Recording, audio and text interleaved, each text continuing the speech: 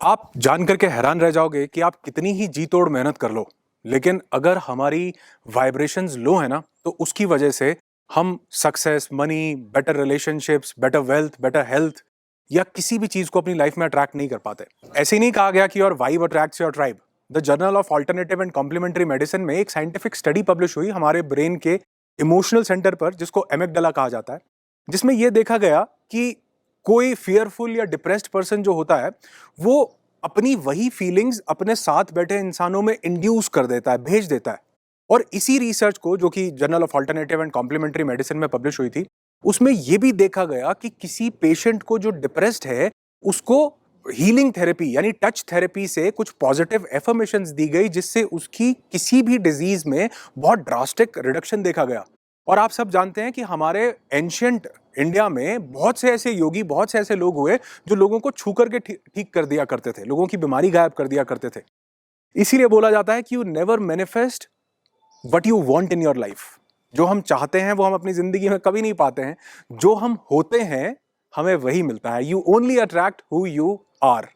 और जो हमारी वाइब्रेशंस हैं, हम उसी लेवल पर वाइब्रेट करते हैं और उसी तरह की चीजें हम अपनी जिंदगी में अट्रैक्ट कर पाते हैं। और आपने बहुत बार ये भी सुना होगा कि कई जगह पर जहां पर उन लोग को कोई पेड़ काटना होता है, वहां पर वो लोग उस पेड़ को काटते नहीं है, बल्कि वो उस कबीले के या उस जगह के बहुत सारे लोग उस पेड़ के चारों तरफ इकट्ठे हो जाते हैं और उसको बद्दुआएं देते हैं, उसको नेगेटिव बोलते हैं, उसको कर्स करते हैं। और थोड़े ही दिनों के अंदर वो पेड़ मर जाता है, तो वहां से उसको हटा दिया जाता है। तो यानी ऐसा सिर्फ एक जगह पर नहीं, बल्कि बहुत जगह पर हमें देखने, समझने, सुनने को मिलता है कि किसी एक इंसान ने अपने घर में 2 पौधे रखे, एक को उसने बहुत कुछ अच्छा अच्छा बोला और दूसरे को बहुत नेगेटिव नेगेटिव बोला। तो वहां पता चला कि जिसको हमने गालियां दी या जिसके साथ हमने दुर्व्यवहार किया, गलत बोला, वो उन नेगेटिव वाइब्रेशंस को इंड्यूस करके खत्म हो जाता है। तो ये वाइब्रेशंस हर तरीके से हमारी लाइफ में रोल प्ले कर रही हैं, लेकिन अगर हम अपनी इन वाइब्रेशंस को उन हायर लेवल्स पर लेकर के जाएं, तो हम इस यूनिवर्स के साथ, इस ब्रह्मांड के साथ कनेक्ट कर सकते हैं और उसी तरह की चीज़ों को अपनी लाइफ में अट्रैक्ट कर सकते हैं। तो अब समझते हैं कि हम अपनी वाइब्रेशंस को एक्चुअल में रेज कैसे कर सकते हैं, जिसके लिए सबसे पहला तरीका जो मैं आपको बताऊंगा वो साइंटिफिक भी है और आप उससे रिलेट भी कर पाओगे। आपने मेरे वीडियोस में भी बहुत बार सुना होगा और बहुत से और लोगों से सुना होगा एलिवेटेड इमोशंस के बारे में। और द चार्ट ऑफ कॉन्शियसनेस में, जो डेविड हॉकिंस का एक बहुत ब्यूटीफुल चार्ट जो उन्होंने दिया, उसमें बहुत अच्छे से उन्होंने बताया कि कैसे अगर हम लोअर इमोशंस में रहते हैं, अगर हमें ग्रीफ है, अगर हमें एनवी है, अगर हमें जेलसी है, एंगर हमारे अंदर भरा हुआ है, तो ये सभी इमोशंस हमारी जो वाइब्रेशंस हैं उनको बहुत ज्यादा लो कर देते हैं। छोटी छोटी चीजों पर हमें एंगर हो रहा है, छोटी छोटी चीजों पर हम अपनी वाइब्रेशंस को इतना ज्यादा लो कर देते हैं।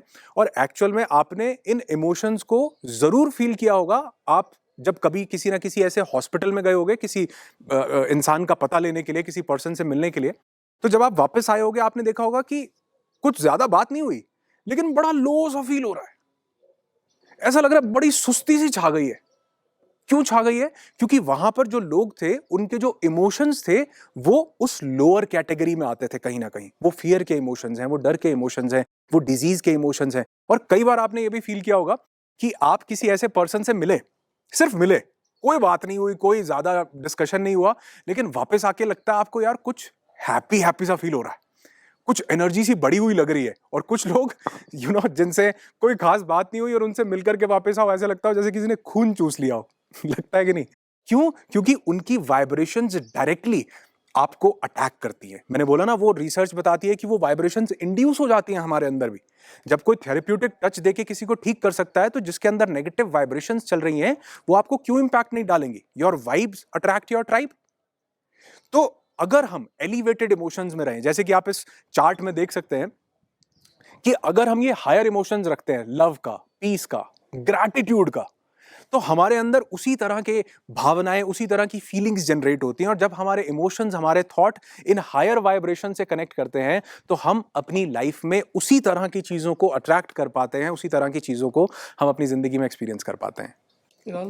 अरे सर, बहुत बहुत शुक्रिया आपका। पंकज भाई कितने केयरिंग है ना। सच में। उस साइड और करो। नहीं नहीं नहीं, बस सर, बस थैंक यू थैंक यू। ठीक है ठीक है ठीक है। एक सेकंड, आपने स्क्रीन में देखो। अरे सर ठीक है।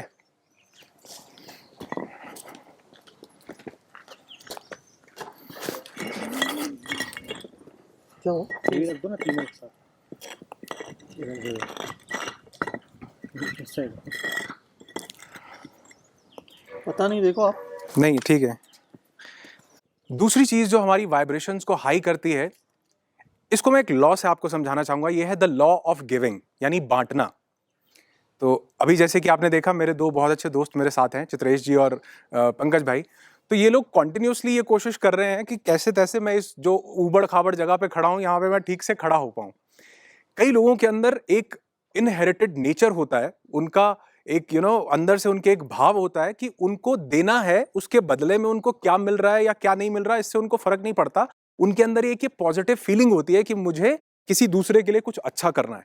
तो जब हमारे अंदर ये भाव होता है ना कि हमको बांटना है, क्योंकि बहुत से लोग जिंदगी में बांटते हैं, लेकिन उनके बांटने के पीछे एक मकसद होता है कि अगर मैं इसके लिए ये करूंगा तो बदले में मुझे ये मिलेगा, या फिर अगर मैं इसके लिए ये करूंगा तो वो जो ऊपर बैठा कोई भी भगवान, अल्लाह, वाहिगुरु, गॉड, खुदा, परमात्मा, डिवाइन इंटेलिजेंस है, वो मुझे बदले में भी कुछ देगा।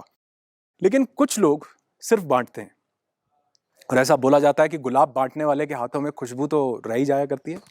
तो अगर हम बांटें, उसके पीछे भाव निस्वार्थ हो, यानी हमारा अपना कोई मकसद ना हो, तो ये आपको एक हायर वाइब्रेशन से अलाइन करता है, क्योंकि ये ऑटोमेटिकली आपके अंदर एक फीलिंग इंड्यूस कर रहा है कि मुझे किसी, क्योंकि मांगते हम कब हैं, जब हमें किसी चीज की कमी है।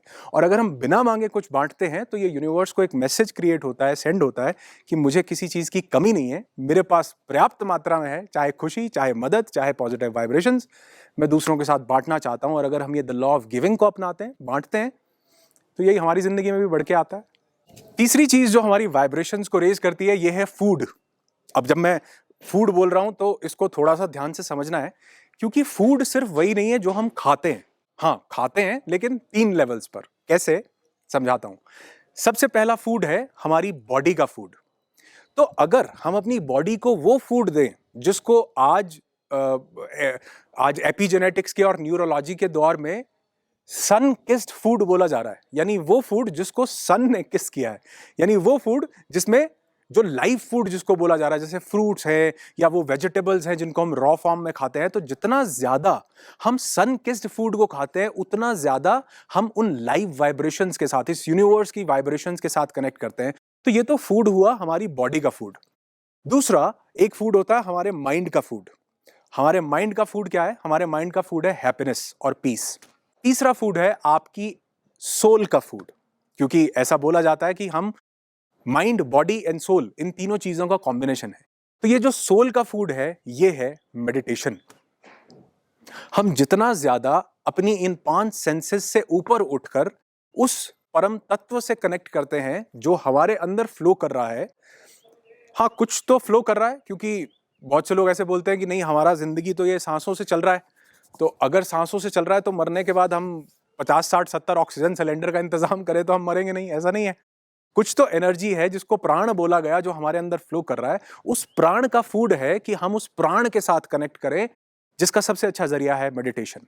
तो हो सके तो दिन में आधा घंटा, 1 घंटा इस मेडिटेशन के लिए जरूर निकालिए, क्योंकि ये आधा और 1 घंटा निकाला हुआ आपकी वाइब्रेशंस को इतना हाई करता है कि आप जिंदगी में, अपने डे टू डे लाइफ में जो बाकी के काम कर रहे हैं, उसमें आप एलिवेटेड एनर्जी फील करेंगे।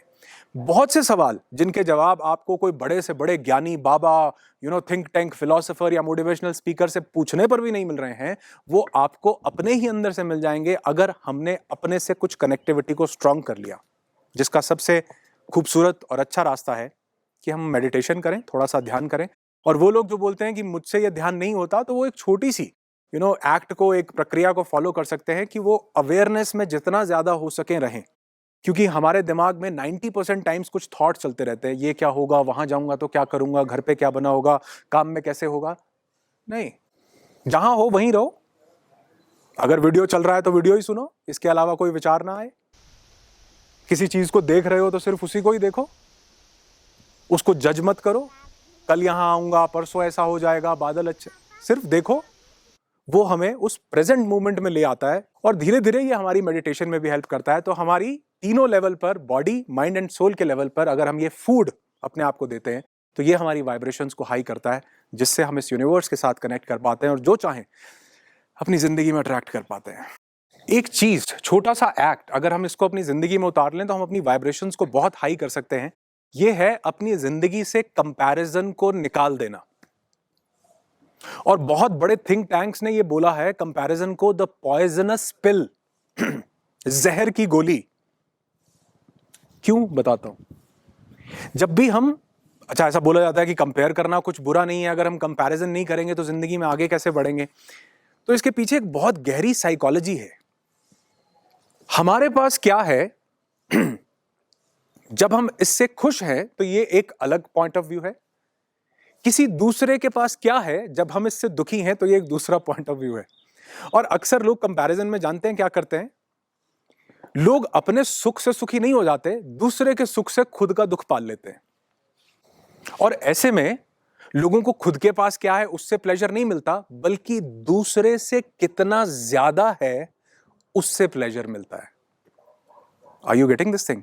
लाइन एक है लेकिन इसका मतलब बहुत गहरा है कि हमारे पास कितना है उससे खुशी नहीं मिल रही है, दूसरे से कितना कम और ज्यादा है वो हमारी लाइफ की हैप्पीनेस को, सक्सेस को और बाकी सभी फैक्टर्स को डिटरमाइन करता है। तो अगर एक बहुत छोटी सी चीज कि अपनी जिंदगी को खुद से कंपेयर करें, खुद से बेटर होने की कोशिश करें, और ये जो पॉइजनस पिल है कि दूसरे ने जिंदगी में क्या कर लिया, या हम फोमो क्रिएट करें कि वो कर गए और मैं रह गया, तो ये हमारी जिंदगी में हमारी वाइब्रेशंस को बहुत ज्यादा लो करता है, क्योंकि इसमें हमारा पूरा का पूरा अटेंशन सामने वाले पर चला जाता है, अपनी जिंदगी पर नहीं रहता कि हमने क्या पा लिया या हमें क्या मिल गया।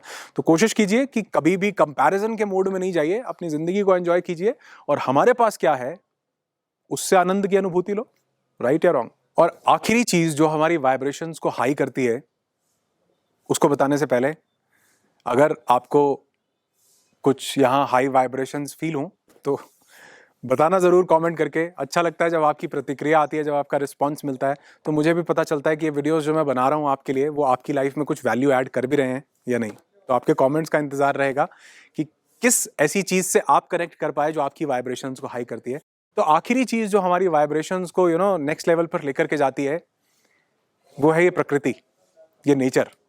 और मैं अक्सर ये कोशिश करता हूं कि जब भी मौका मिले तो इस प्रकृति के साथ कनेक्ट कर लो, क्योंकि ऐसा कहा जाता है कि ये पूरी प्रकृति जिन 5 एलिमेंट से मिलकर के बनी है, हम भी उन्हीं 5 एलिमेंट से मिलकर के बने हैं। हम भी उसी का एक बहुत छोटा सा सब्सटेंस हैं। तो यानी अगर हम इस पूरी कायनात से, इस नेचर से किसी भी फॉर्म में कनेक्ट कर पाते हैं तो ये हमारी वाइब्रेशंस को हाई करता है। और ऐसा मैं नहीं बोलता हूं, बल्कि आपने कई बार इस चीज को महसूस किया होगा, फील किया होगा, जब आप किसी ऐसी वादियों में या खूबसूरत जगह पर गए होंगे, जब आप कभी समंदर के साथ आपने कनेक्ट किया होगा, जब आप किसी और सिर्फ ये नहीं है कि ऐसा करने के लिए आपको किसी बहुत बड़े हिल स्टेशन पर जाना होगा, पहाड़ों में या समंदर के पास जाना होगा, नहीं। आप चाहें तो एक पेड़ के साथ एक जादू की जप्फी देके अपनी फीलिंग्स उसके साथ शेयर कर सकते हैं, आप प्रकृति के साथ कनेक्ट कर जाएंगे। और ऐसा एक नहीं, दसियों ऐसे एविडेंस हैं जिन लोगों ने किसी ट्री को, किसी पेड़ को, किसी ऐसे चीज को अपना दोस्त बनाया जिसके साथ जाकर के उन्होंने अपनी फीलिंग्स को शेयर किया, तो वहां पर उनके वाइब्रेशंस में बहुत हाई, बहुत बड़ा रेज देखा गया, उनके ऑरा में बहुत से चेंजेस देखे गए। तो जब भी मौका मिले ऐसी वादियों में आने का तो जरूर आओ, ये हमारी वाइब्रेशंस को हाई करता है, प्रकृति के साथ कनेक्ट करवाता है। और अगर न मौका मिले तो कोई पेड़ मिले उसके साथ बात कर लो, अगर वो भी मौका ना मिले तो घर में कोई छोटा सा पौधा हो, प्लांट हो, उससे बात की जाए, उसके साथ कनेक्ट किया जाए, उसको खुशियां बांटी जाए, उसके साथ पॉजिटिव वाइब्रेशन शेयर की जाए। और मजे की बात यह है कि वो हमको जज भी नहीं करेगा। तो ट्राई करके देखना, अच्छा लगेगा।